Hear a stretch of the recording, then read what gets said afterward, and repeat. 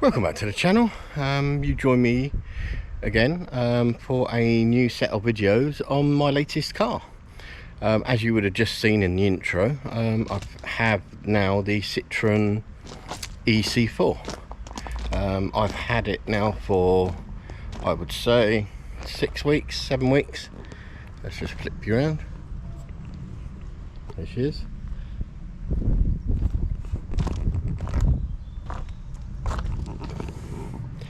And I've done now just over 2,000 miles, so I've had a good test out. That's included drives all the way into central London, quite a bit of motorway driving, a lot of urban and suburban stuff. So you'll see the range tests in the next video, but on this one I'm just going to give you a quick overview. So let me take you inside and show you what there is.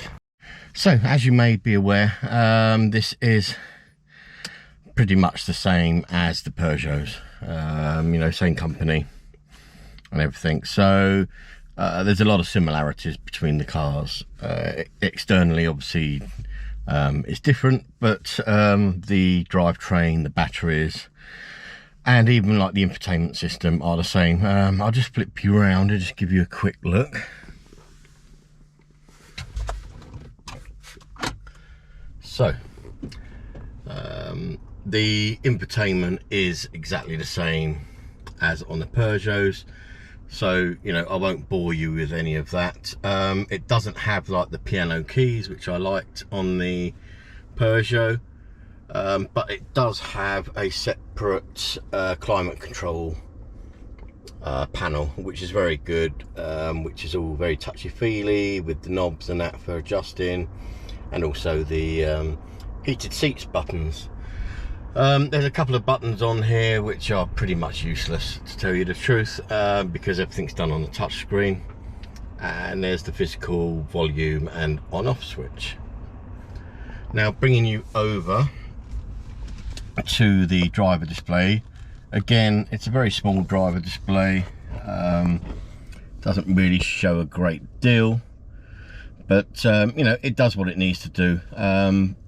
One of the differences on here compared to the Peugeot is this one has, as you'll see now, as it comes up, it has a heads-up display.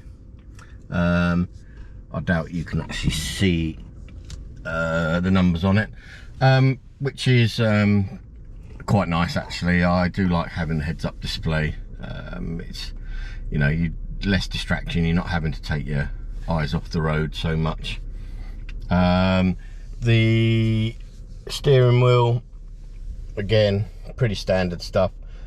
On the left hand side you've got your ACC controls, and on the right hand side you've got your general volume, phone, voice command controls. Now, unlike the two previous Peugeots I had, this does come with ACC, which to me I think is just, if you're looking to buy a car, it should just be standard for you.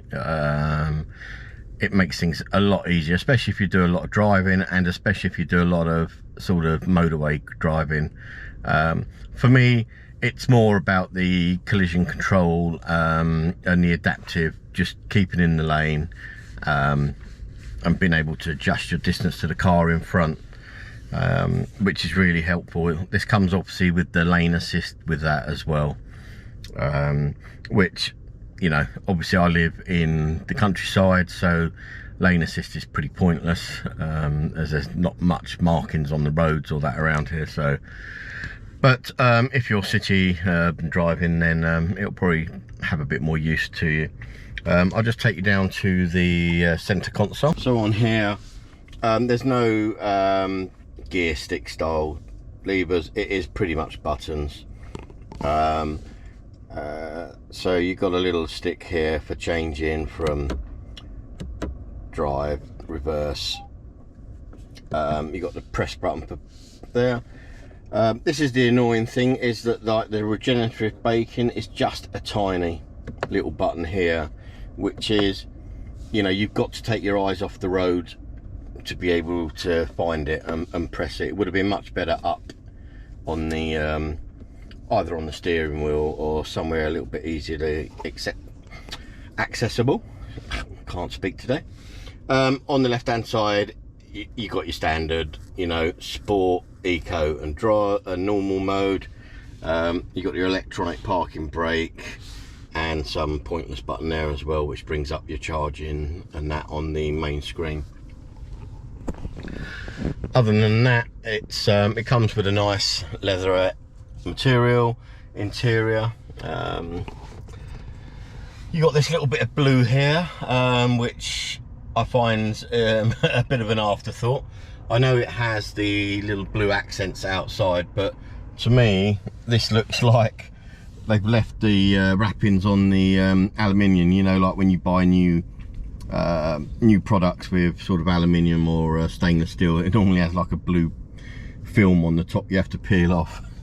So that's the vibes that it gives me. But other than that, like I say, I've had it for, you know, a couple of thousand miles, and it's been a very comfortable car. It's a nice size. It's a nice urban SUV style car. It's got a raised driving position, so you've got a nice view of the road. You feel safe in it. You feel like people can see you.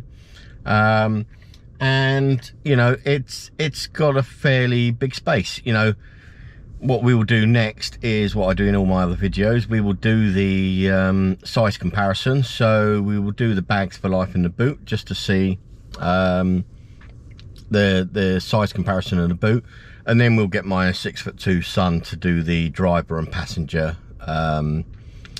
positions to see the space there for adults in the front and back.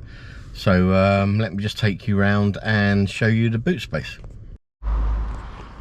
So as you can see, you can get 4 bag for lives in here comfortably. You could probably maybe even squeeze another one in there, depending how much you load them up.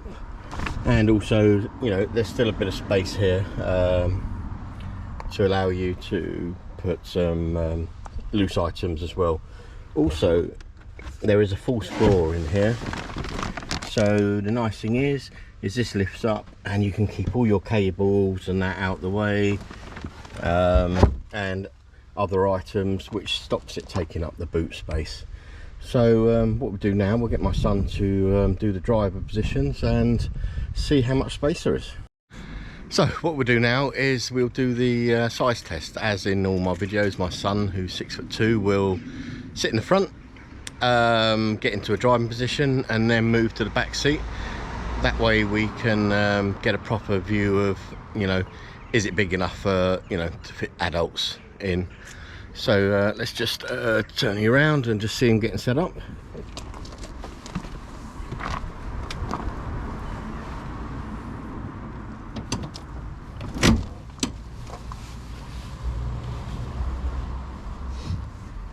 So he's now sort of got into a comfortable driving position. Yeah, does seem to be some room above the head there, fair enough. You know, it looks quite roomy. But as we know, that's not the whole story. So what we'll do now is we'll get him into the back seat, leave that front seat in the position and see if there's any leg room.